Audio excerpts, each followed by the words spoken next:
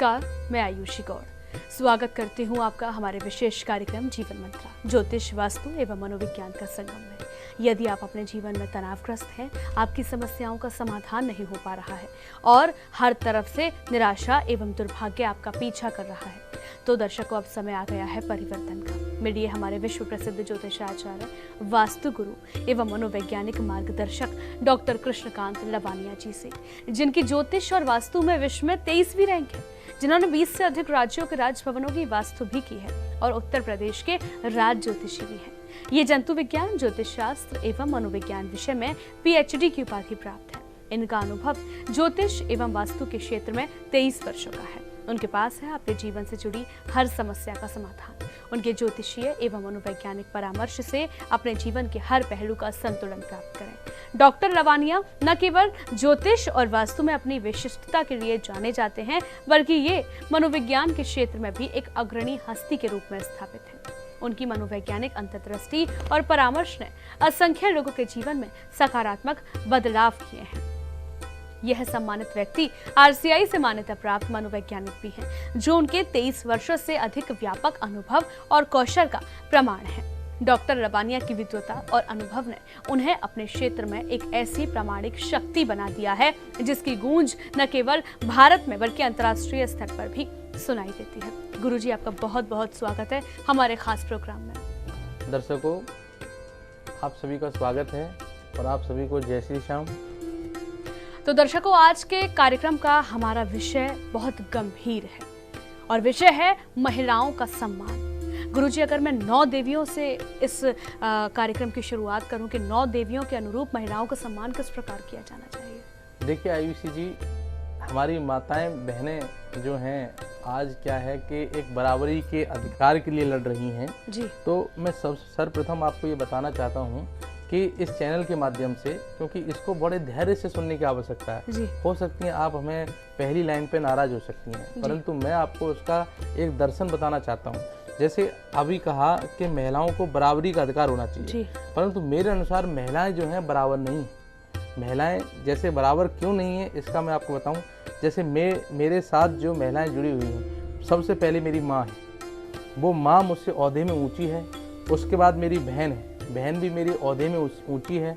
और अगर मैं अपनी बात करूं पत्नी की, तो पत्नी कहीं ना कहीं वह भी मुझसे ओहदे में ऊंची है। और अगर मैं बात करूं अपनी पुत्री की, तो पुत्री भी मेरी ओहदे में मुझसे ऊंची है। तो मैं उनके बराबर तो हो ही नहीं सकता।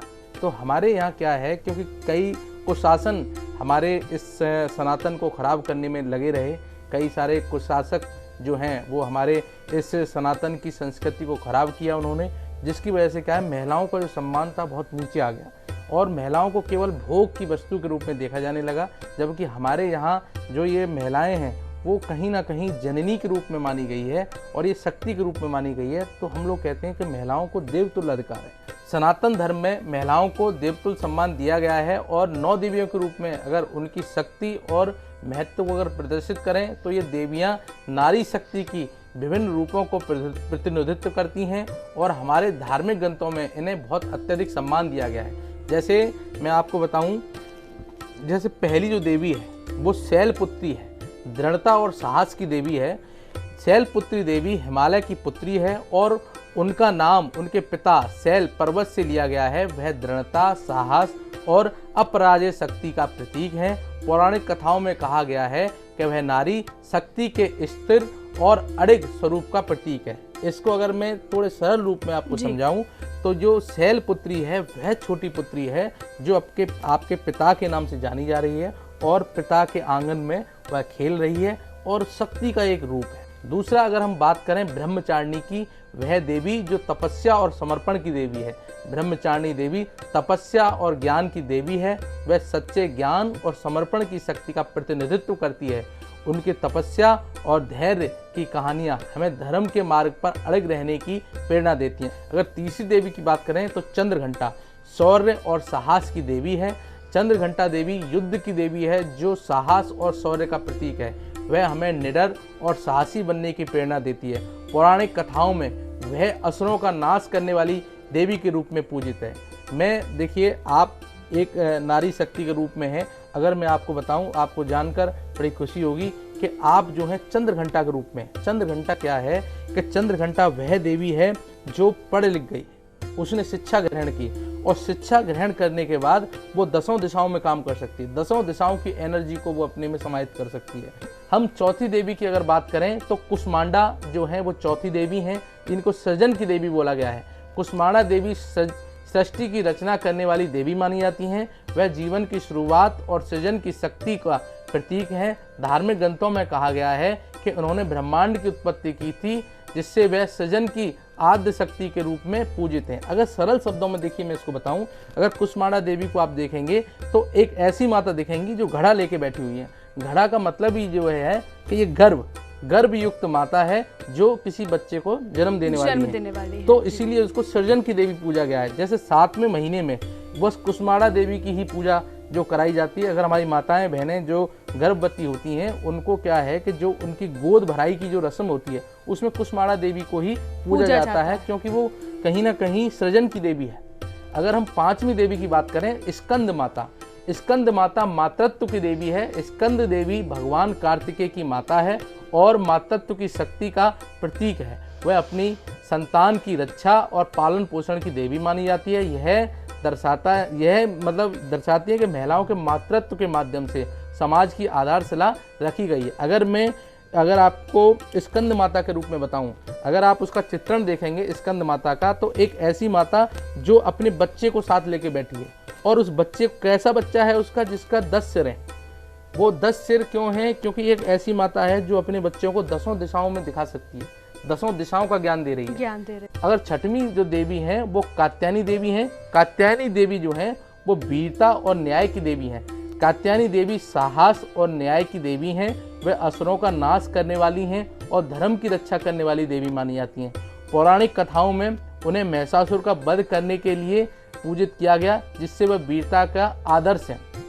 देखिए, मेरे अनुसार जो चीज़ें हैं वो ठीक है कि अगर हम लोग कहें कि वीरता की देवी हैं, परंतु कात्यायनी देवी जो हैं आजकल जैसे सुहागिन स्त्रियां जो होती हैं, हमारी ऐसी माताएं बहनें जो सुहागिन हैं, वो ज़्यादातर हम लोग उनसे कहते हैं आप कात्यायनी देवी को पूजिए।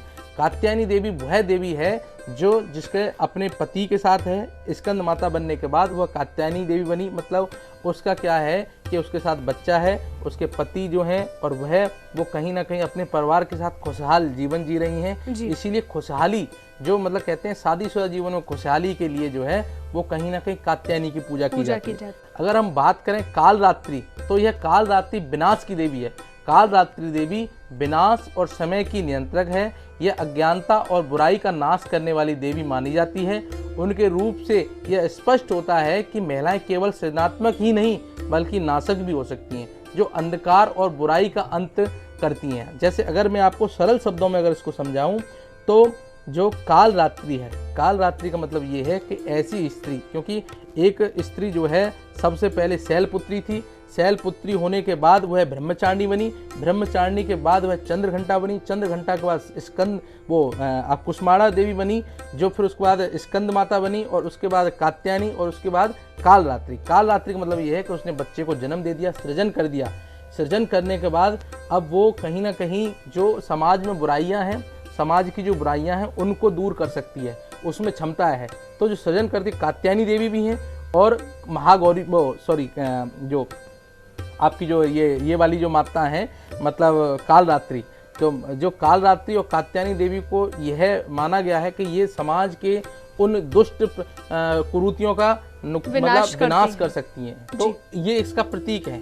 तो हम लोग कहते हैं कालरात्रि वह देवी है जो इस समाज के दुष्टों का या समाज में फैली हुई कुरीतियों का जो है वह नाश कर सकती है। समाज सुधारक भी कहा जा सकता है। समाज सुधारक के रूप में इस देवी की पूजा की जाती है। जी।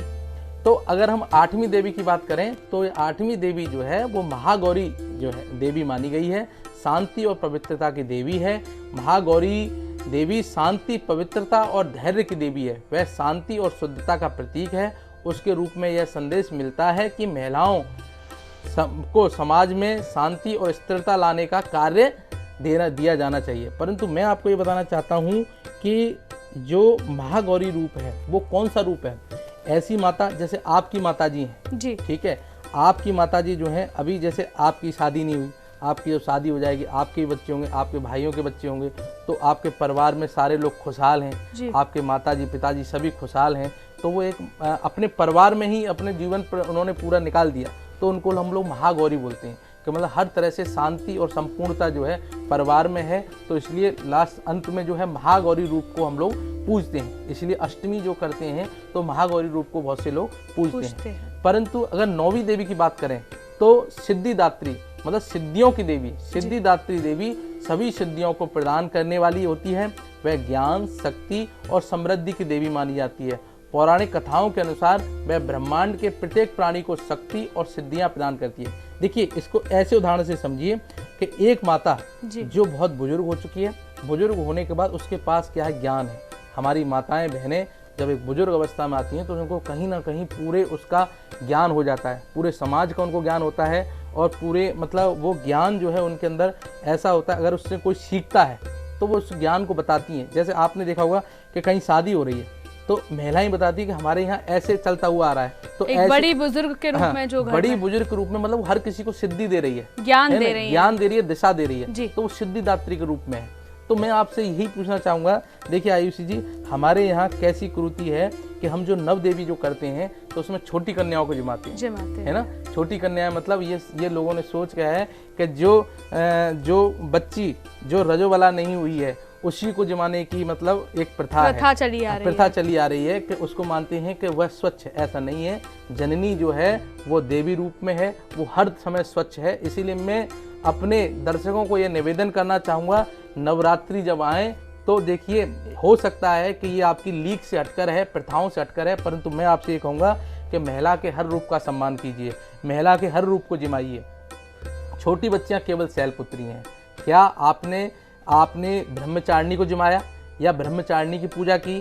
क्या आपने जो है वो चंद्र घंटा को पूजा की? क्या आपने जो है स्कंद माता जो कुसमाड़ा देवी हैं उनकी पूजा की, स्कंद माता की पूजा की, कात्यायनी की पूजा की, कालरात्रि की पूजा की, या आपने महागौरी की या सिद्धिदात्री की? तो आपको जो है अगर महिलाओं के 9 रूपों को अगर आप जानते हैं, इस दर्शन को अगर आप जानते हैं, तो महिला के हर रूप का सम्मान कीजिए। महिला हर रूप में पूजनीय है और महिलाएं जो हैं वो हमेशा देवतुल्य हैं और रही हैं और रहेंगी। तो दर्शकों, जाना आपने गुरुजी ने कितने साधारण तरीके से हमें नौ देवी के दर्शन करा दिए कि आखिरकार किन देवी में कौन सी माता छुपी हैं, कौन सी उम्र की जो बच्चियां हैं और कौन सी हमारी माता बहनें हैं, वो किस देवी का स्वरूप है। गुरुजी ने हमें इतनी अहम जानकारी दी। अभी गुरुजी आपने जिक्र किया था कि जो महिलाएं हैं वो पुरुषों से आगे होती हैं, पुरुषों से बढ़कर होती हैं, देवतुल्य सम्मान उनको दिया जाना चाहिए।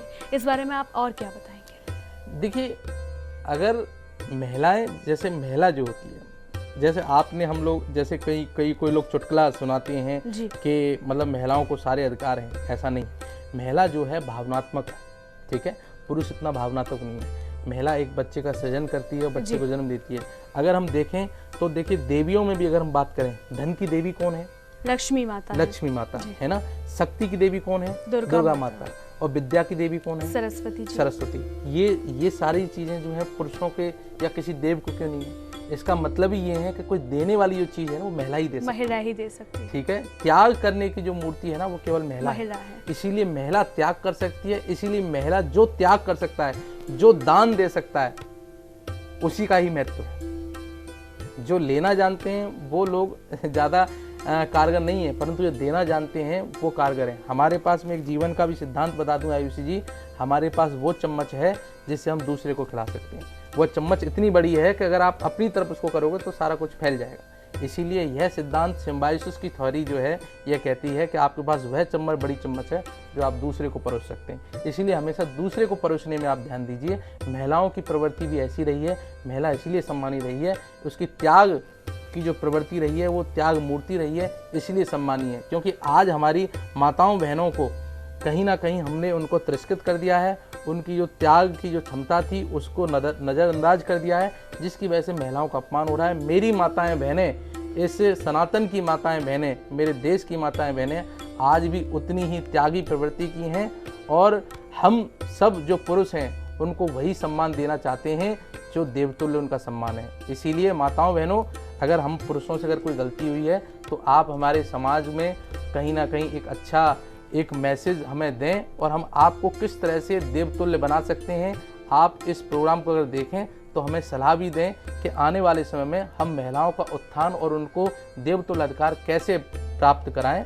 गुरुजी, ये हमारे लिए बहुत दुर्भाग्य की बात है, जैसा कि आपने बताया कि महिलाएं जो हैं देवतुल्य सम्मान की अधिकारी हैं, लेकिन बहुत दुर्भाग्य की बात है कि महिलाएं अपने सम्मान के लिए लड़ रही हैं, समानता के लिए लड़ रही हैं। इस पर आप क्या कहेंगे? समानता के लिए इसलिए लड़ रही हैं क्योंकि उनको जो है, क्योंकि समाज में तिरस्कृत, अगर वो समानता के लिए लड़ेंगी ना तो उनको समानता के लिए नहीं लड़ेगा। जैसे कहते हैं ना कि जिसके पीछे भागोगे वो कभी मिलेगा नहीं। ठीक है, काबिल बनो, है ना, कामयाबी झक मार के आपके पीछे आएगी। लेकिन वो कामयाबी भी हासिल नहीं होने दे रहे हैं कुछ लोग, क्योंकि ये कुरीतियां हैं जो आगे बढ़ने नहीं दे रही है महिलाओं को। मैं माताओं बहनों से क्षमा चाहूंगा क्योंकि आज उनका स्वरूप जो है ना, वह केवल जो है वो जननी तो थी परंतु अब संहारक हो गई है। ठीक है, वो कहीं ना कहीं अपने, जिस कहते हैं नर में अगर नारायण है तो बहुत अच्छा है, परंतु नारायणी में अगर नर आ गया तो वो बहुत बेकार है। महिलाओं ने अपने स्वरूप को खो दिया कहीं ना कहीं। उसकी वजह कौन है? उसकी वजह हो सकता है पुरुष हो, उसकी वजह हो सकता है पुरुष हो, परंतु पुरुष तो पहले से ही कहीं ना कहीं त्याग की मूर्ति नहीं था। महिलाओं ने इस समाज को साधा। अगर इस संसार में या घरों में अगर मैं बात करूं आयुषी जी, मैं बहुत घरों में ज्योतिष करता हूं, 90% घर टूट जाएंगे अगर महिलाएं त्याग करना बंद कर दें, क्योंकि पुरुष जो हैं वो त्याग नहीं कर पाते, क्योंकि उन्होंने प्रकृति ने ही उन्हें ऐसे बनाया है। परंतु महिलाएं ऐसी हैं जो त्याग कर सकती हैं। इस मतलब मेरे सनातन के, मेरे देश के 90% घर टूट जाएंगे अगर महिलाएं त्याग करना बंद कर दें। आज भी मेरे देश की महिलाएं जो हैं वो त्याग की मूर्ति हैं, परंतु खेद है कि हम कहीं ना कहीं उनको सम्मान नहीं दे पा रहे हैं। बस ये रहा कि सनातन में ऐसे कुछ कुशासक आ गए जिनकी वजह से महिलाओं का सम्मान दिनों दिन करता चला गया। अब फिर दोबारा हमारा देश विश्व गुरु बनेगा और महिलाओं को सबसे पहले सम्मान दिया जाएगा। मैं आज इस चैनल के माध्यम से कहना चाहता हूं, अगर हम विश्व गुरु बनना चाहते हैं तो महिलाओं का उत्थान करें और महिलाओं को ऊपर लाएं, और महिला ही जब हमारे देश में सम्मानित होगी तो हम विश्व गुरु बनने से, हमें विश्व गुरु बनने से कोई नहीं रोक सकता। अभी आपने एक जिक्र किया गुरुजी कि महिलाएं जो हैं बहुत संघारक बन चुकी हैं, तो ये अच्छा है कि बुरा है? देखिए, संघारक जो है, अगर आप दुष्टों का नाश कर रही हैं, है ना, जैसे कहते हैं ना कि कभी कभी जो है गेहूं की जगह खरतुआ में भी पानी लग जाता है, कहते हैं। तो अगर महिलाएं अगर किसी दुष्ट का नाश कर रही हैं तो कहीं ना कहीं ये अच्छा है, परंतु अगर महिलाएं जो हैं किसी ऐसे उसका नाश करने में अगर वो हो रही हैं, जैसे अच्छा भी अगर कोई एनवायरनमेंट है वहाँ भी अगर महिलाएं जो हैं बस एक ही प्रवृत्ति को लेकर बैठी हैं, तो कहीं ना कहीं ये उनके लिए नकारात्मक हो जाता है। ठीक है, इसीलिए क्योंकि पहले की आप देखिए, आपकी माताजी का जो जीवन है या मेरी माताजी का जो जीवन है या और भी अन्य स्त्रियों जीवन है, वो कहीं ना कहीं बिल्कुल त्याग का था। मैं ये नहीं कहता कि महिलाएं आप त्याग करो, मेरी माताओं बहनों से मैं ये नहीं कहता मैं त्याग करो। मैं माताओं बहनों से ये कहता हूँ कि आइए माताओं बहनों, आप जो हैं अपने अधिकार को पुनः पहचानिए और वो त्याग की जो आप में जो क्षमता थी उसको द्वारा करिए और त्याग मूर्ति बनिए। और जीवन में अगर किसी तरह से इस सनातन के पुरुषों में अगर कोई कमियां हैं तो उनका संहार कीजिए, ना कि पुरुषों का संहार कीजिए। दर्शकों, आपने जाना गुरुजी ने कितनी अहम बात की, हमें बताया कि महिलाओं का सम्मान कैसे देवतुल्य है और महिलाएं पुरुषों से किस प्रकार आगे हैं, किस प्रकार पूजनीय हैं। पुरुषों की अपेक्षा महिलाएं ज़्यादा पूजनीय हैं। महिलाओं के 9 रूपों का दर्शन हमें गुरुजी ने कराया।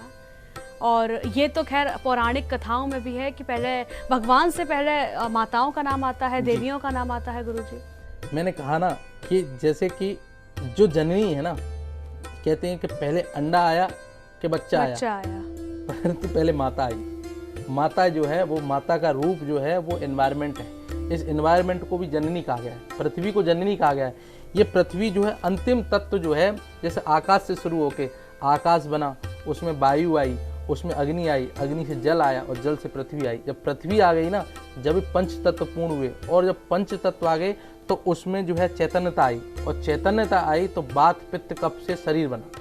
ठीक है, बात को पित्त कफ युक्त शरीर हुआ। तो हम लोग कहते हैं पृथ्वी को हम लोग माता भी इसलिए मानते हैं क्योंकि यह जननी है। जननी है तो जननी है तो जननी पहले आई है हमेशा, इसीलिए जननी को पूजना अत्यंत आवश्यक है। तो दर्शकों, जाना आपने कि हमारे जीवन में माँ का बहुत बड़ा रोल है, बहुत अहम भूमिका है। बिना माँ के कुछ भी संभव नहीं है। बिन माँ के हम जीवन की कल्पना भी नहीं कर सकते हैं। तो दर्शकों, आज गुरुजी ने इतनी अहम जानकारियाँ दी। गुरुजी आपका बहुत बहुत धन्यवाद इन समस्त जानकारियों के लिए। धन्यवाद दर्शकों, आप सभी लोगों के लिए जय श्री श्याम, और मैं आपके उज्जवल एवं स्वर्णिम भविष्य की कामना करता हूँ। मेरी माताओं बहनों से मैं क्षमा प्रार्थी हूँ अगर मेरे कुछ शब्द आपको चुभ गए हों, परंतु मैं चाहता हूँ मेरी माताएं बहनें द्वारा से अपना जो देवतुल्य अधिकार था वो प्राप्त करें, और मुझे सलाह दें कि मैं भी उनके लिए क्या उनकी सहायता कर सकता हूँ। जय श्री श्याम, हारे के सहारे की जय। जय श्री श्याम। दर्शकों, आज के इस कार्यक्रम में वक्त हो चला है आपसे विदा लेने का, तो दीजिए हमें इजाजत। हम फिर पेश होंगे आपके समक्ष किसी और मुद्दे के साथ। नमस्कार।